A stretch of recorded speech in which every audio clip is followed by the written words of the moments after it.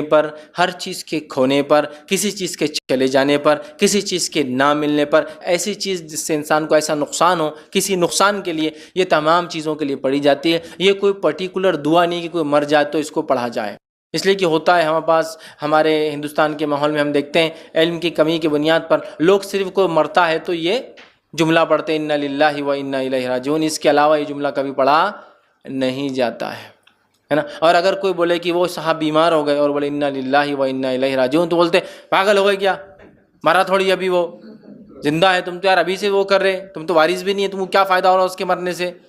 ارے بھائی صحت چلی گئی، بیماری آ گئی، چونکہ صحت چلی گئی، انا للہ و انا الیہ راجعون۔